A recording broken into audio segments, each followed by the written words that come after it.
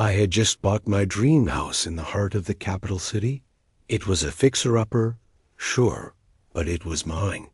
The previous owners were close family friends who had moved abroad years ago and were desperate to sell. I got it at a steal, and, despite the dust and unfinished renovations, I saw potential. I was ready to roll up my sleeves and build a home. But the very first day, I knew something was off. I arrived with my boxes and dogs, excited and exhausted. As I pulled into the driveway, I noticed a motorcycle already parked inside. Not mine, not anyone I knew, just ... there, like the house still belonged to the world. There was no gate, just an old padlock on the front door. Anyone could and apparently had walked right in. I calmly moved the bike to the street, had a gate installed that same day, and locked it up tight. Later that afternoon, a stranger came banging on my gate, furious. Through the window, I watched him fume and pace, eventually retrieving his bike. And leaving in frustration, I didn't open the gate, didn't say a word, just watched. That's when I realized this neighborhood wasn't just unfamiliar, it was entitled. People had gotten used to the idea that this house was abandoned. But that was over now. This was my home. And I was done with people treating it like a public park. Over the next few weeks, I made progress.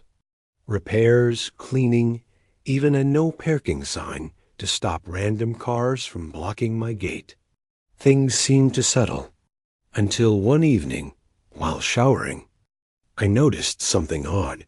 The water pressure had dipped. Not just a trickle, but noticeably weaker.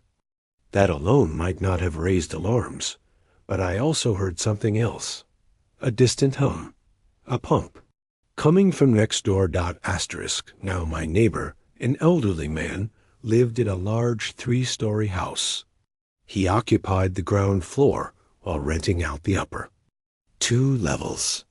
When I bought the house, I'd been warned about him. My friends, the former owners, said he wasn't thrilled the house was being sold. He'd expressed more than a few complaints, even tried to meddle in the sale. But I wasn't. Worried. I'm over 6 feet tall, have 3 large dogs, and frankly, I don't scare easy. He didn't bother me much until now. That pump sound wasn't just coincidence.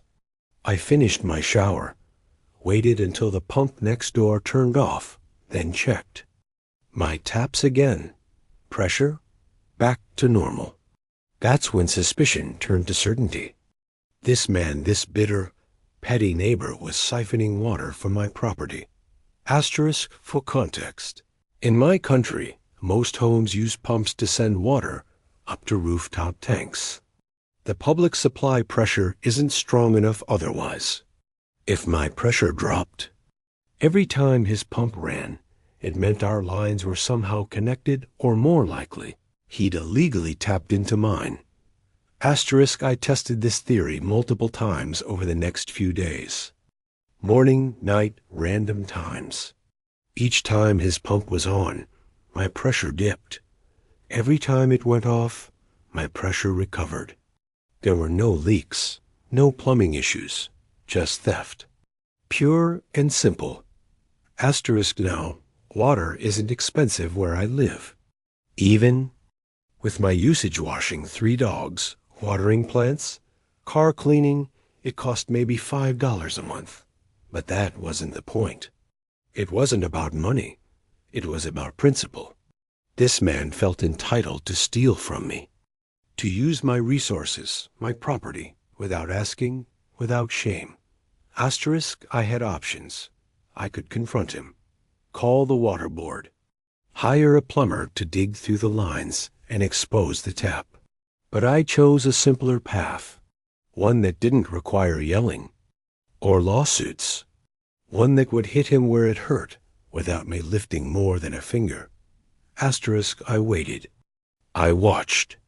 And on a quiet Monday, I struck.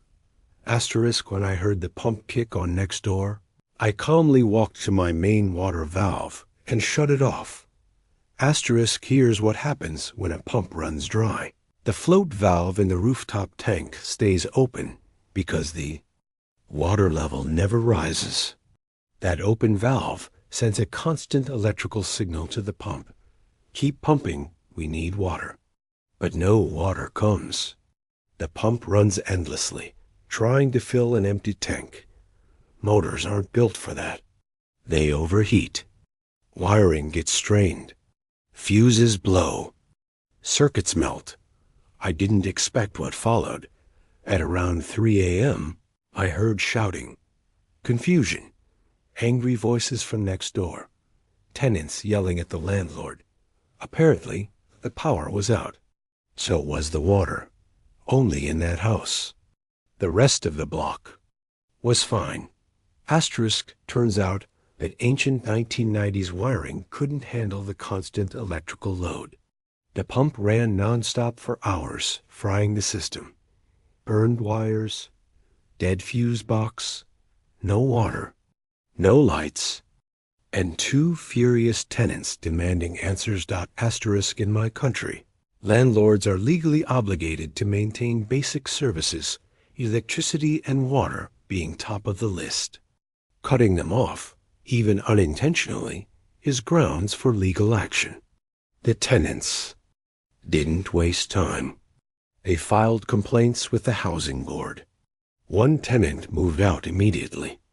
The other followed 2 days later. Asterisk, the landlord, my dear neighbor, was hit with a $500 fine. He had to refund both security deposits and wasn't allowed to rent again until he fixed the wiring and plumbing. Thousands in repairs. And since the tenants were his only source of income, he's a retired mechanic, he was left with nothing. Forced to move in with his daughter across town. Asterisk, he did come by one last time. Knocked on my gate, looking tired and confused. Asterisk, did you turn off your water? He asked. Asterisk, I kept my face neutral. Yeah, I said casually. Pipe leak. Had to wait for the plumber to come by the next day. Asterisk, he nodded. Tight smile. Walked away. Asterisk, he knew. And I knew he knew. But he couldn't prove anything. Couldn't confront me. Couldn't touch me. Asterisk the next week. I hired a plumber to completely overhaul my lines. Removed any connections leading out. Reinforced the walls. Sealed everything tight.